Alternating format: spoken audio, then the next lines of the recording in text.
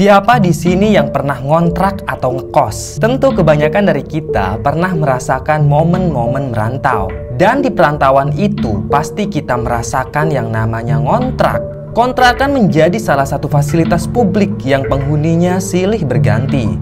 Namun apakah pernah terlintas dalam benak kita tentang orang-orang yang dulu menghuni kontrakan tersebut? Bagaimana kalau penghuni yang terdahulu mengalami kejadian mengerikan atau bahkan tewas di kontrakan itu? Hal-hal supranatural pasti akan dialami oleh kita karena pasti banyak aura-aura negatif di dalam kontrakan tersebut. Apalagi kalau kontrakan yang kita tempati itu adalah bekas tragedi yang menewaskan banyak PKI. Pasti akan sangat mengerikan ngontrak di tempat seperti itu. Hal inilah yang dialami Nurul, seorang pekerja pabrik yang menyewa sebuah kontrakan di daerah Jawa Tengah. Ia menyewa rumah itu bersama kedua temannya yang juga berprofesi sebagai buruh pabrik. Seperti apa kisah mengerikan mereka? Tanpa banyak basa-basi lagi, langsung aja kita simak ceritanya. Sudah 2 tahun Nurul kerja di salah satu pabrik kertas yang ada di Jawa Tengah. Walaupun umurnya masih terbilang muda, kisaran 20 tahunan, tapi Nurul sudah hidup mandiri merantau dan bekerja dengan tekun. Dia tidak mau merepotkan orang tuanya yang sudah sepuh di desa. Setiap bulan, Nurul kirim uang untuk kedua orang tuanya itu. Nurul adalah anak bungsu dari 5 bersaudara. Semua kakak-kakaknya sudah berumah tangga dan tinggal jauh dari desa. Dari semua kakaknya itu, tidak ada satupun yang mau menafkahi orang tua. Mereka terlalu sibuk dengan urusan masing-masing. Jadi hanya Nurul harapan satu-satunya. Dan dia senang bisa menghidupi kedua orang tuanya di desa. Kurang lebih 2 tahun Nurul tinggal di perantauan. Tidak pernah sekalipun ia mengalami kejadian aneh dan mengerikan. Namun pada suatu hari, kontrakan yang ia tempati selama ini tiba-tiba saja hendak dialihfungsikan menjadi ruko oleh pemiliknya.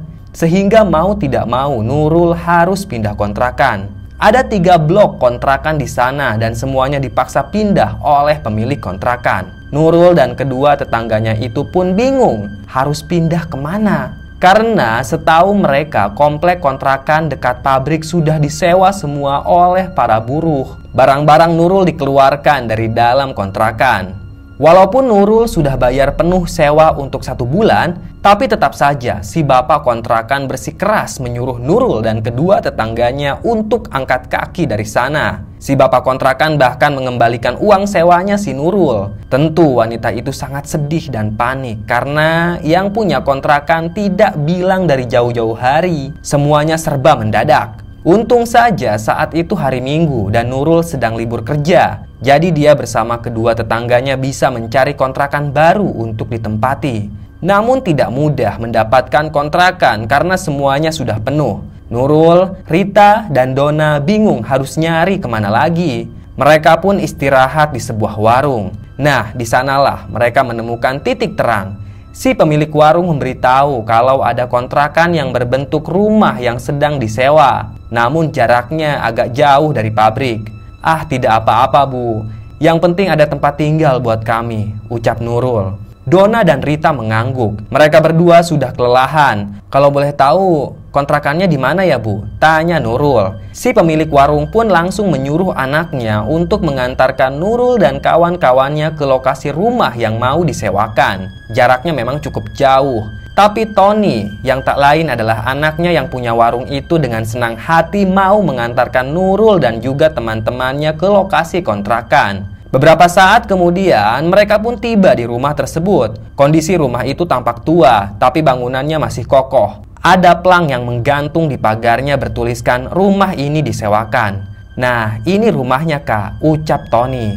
"Kakak datang saja ke Pak Haji Sarto. Itu rumahnya yang cat warna biru. Bilang aja mau sewa," ucap Tony sambil menunjuk ke rumah yang bercat biru. Jaraknya tidak jauh dari tempat mereka berdiri. Nurul mengamati rumah kosong tersebut. Kondisinya sangat usang. Banyak daun-daun kering yang berserakan di depan rumahnya. Kaca jendela juga sudah sangat buram, penuh debu. Dindingnya dicat warna putih, namun sudah kusam, sehingga berubah warna menjadi keoren-orenan. Lantai berandanya juga ada yang retak, tapi masih layak huni. "Kamu yakin kita mau ngontrak di sini?" tanya Donna. Nurul mengangguk. "Kita nggak ada pilihan lain," ucap Nurul. Tanpa pikir panjang lagi, Nurul dan kawan-kawannya langsung mendatangi si pemilik kontrakan. Mereka sangat terkejut karena biaya sewanya sangat murah. Padahal rumah itu terbilang cukup besar. Sengaja si pemilik kontrakan memberi harga murah karena memang sudah lama sekali tidak ada orang yang mau ngontrak di rumah itu. Nah, kondisinya seperti ini. Tinggal dibersihkan saja. Sudah ada perabotan dan tempat tidur di setiap kamar, kata si pemilik kontrakan. Dia baik sekali. Nurul memperhatikan ruangan tersebut. Di dalam sana ada lukisan besar dengan figur laki-laki tua. Entah siapa itu, yang jelas lukisannya terkesan mengerikan. "Pak, apa saya boleh copot lukisannya?" tanya Nurul. "Oh, silahkan, tidak apa-apa," kata si pemilik kontrakan. Nurul pun langsung mencopot lukisan tersebut lalu menaruhnya dengan sangat hati-hati di pojokan. Setelah itu, Nurul dan kedua kawannya langsung membayar biaya sewa pada si bapak. Pemilik kontrakan itu tersenyum sambil menerima uang tersebut. Beberapa saat kemudian, dia pergi meninggalkan Nurul dan kawan-kawannya. Ketiga wanita itu langsung bersih-bersih kontrakan. Debu di dalamnya sangat banyak. Mereka bahkan harus menggunakan masker agar debu tersebut tidak terhisap. Setelah rumah kontrakan itu bersih, mereka langsung menyewa mobil pickup untuk mengangkut barang-barang yang masih tergeletak di depan kontrakan lama. Singkat cerita, setelah semuanya beres, mereka langsung menutup pintu kontrakan dan masuk ke kamar masing-masing. Di rumah itu kebetulan ada 3 kamar. Semua kamarnya punya ranjang. Walaupun ranjangnya sudah usang, tapi masih layak pakai. Malam pun tiba. Awalnya tidak ada hal janggal yang terjadi di rumah itu. Namun tepat jam 1 dini hari, tiba-tiba saja Nurul terbangun karena mendengar suara gaduh di dapur. Itu seperti suara piring pecah. Segera Nurul menghampiri sumber suara tersebut. Anehnya, tidak ada apa-apa di dapur.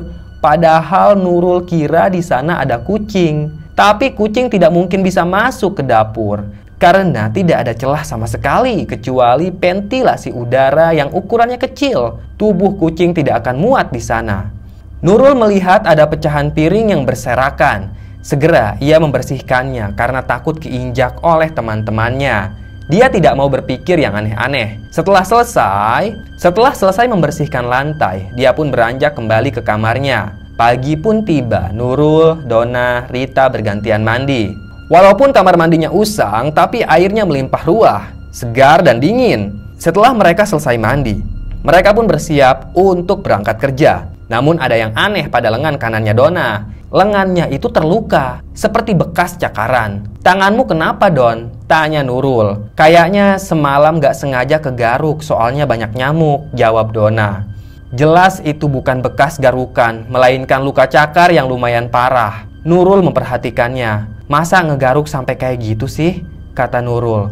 Donna berusaha menutupi lukanya tersebut. "Udah gak apa-apa," kata Donna.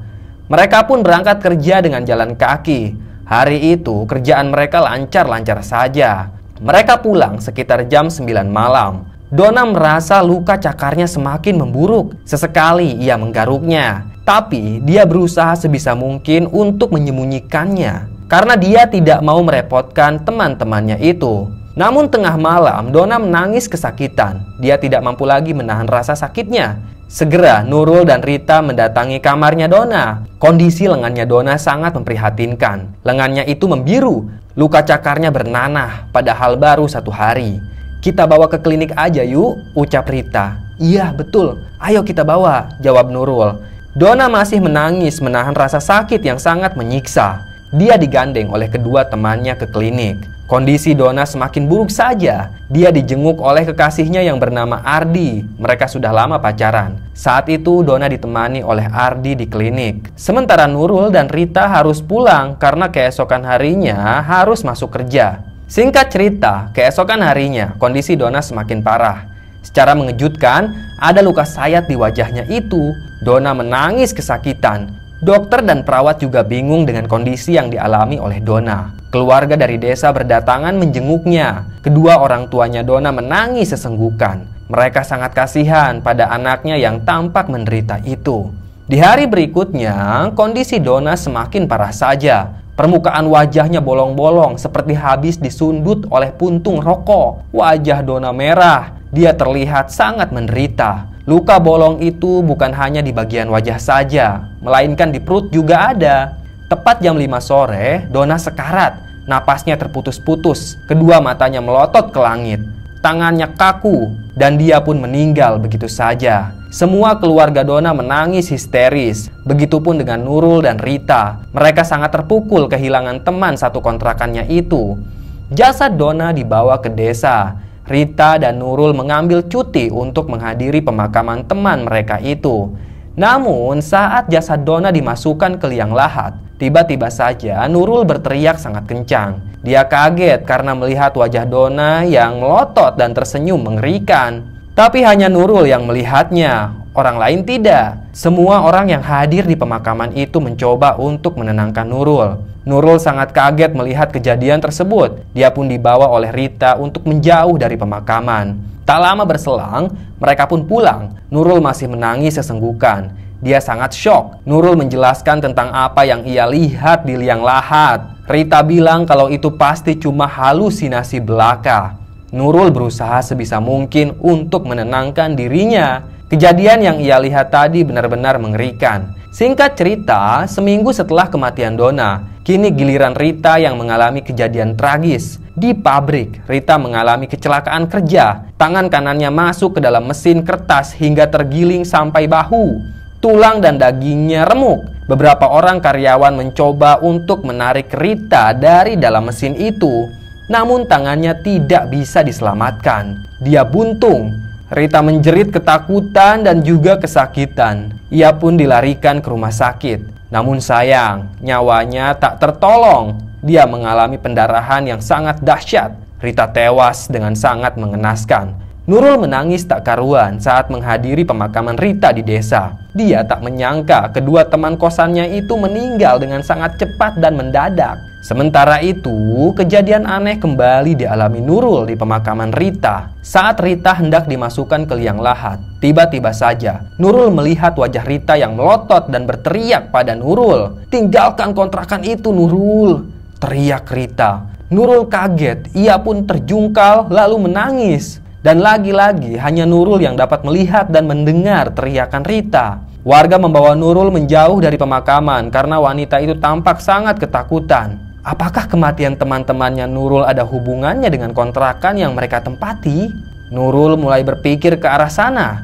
Sepulang dari pemakaman, wanita itu tidak mau lagi menempati kontrakan. Dia bahkan tidak mau mengambil barang-barangnya yang masih tertinggal di sana. Nurul pindah begitu saja tanpa kabar dan berita. 2 minggu kemudian, si pemilik kontrakan mendatangi rumah tersebut sambil merokok kretek dan sesekali melantunkan lagu berbahasa Jawa. Dia berjalan perlahan, lalu mengangkat lukisan yang ada di pojokan. Lukisan itu kembali dipajang pada dinding. "Salam Kamera Sutono, lukisanmu aku pasang lagi, biar nggak ada yang mati," ucap si pemilik kontrakan sambil tersenyum. Ternyata sosok dalam lukisan itu merupakan mantan TKI yang dulu dihabisi bersama keluarganya di dalam rumah tersebut. Kamera Sutono dulunya merupakan kepala desa yang mendukung penuh akan Partai Komunis Indonesia. Dia bahkan menjadi ketua koordinasi komunis di desanya. Saat G30 SPKI pecah, pemerintah melakukan pembersihan komunis ke pelosok negeri, terutama di area Jawa yang dulunya menjadi sarang PKI. Kamera Sutono dihabisi tengah malam bersama keluarganya di dalam rumah itu. Mayatnya dibuang begitu saja ke hutan. Lukisan Kamera Sutono yang mengenakan jas dan bertopi masih terpajang hingga saat ini. Lukisan itu menjadi sangat angker. Dan kalau dipindahkan, maka orang yang menempati rumah akan mendapatkan malapetaka. Untung saja Nurul selamat. Kalau dia masih menghuni kontrakan itu, pastilah dia akan mati.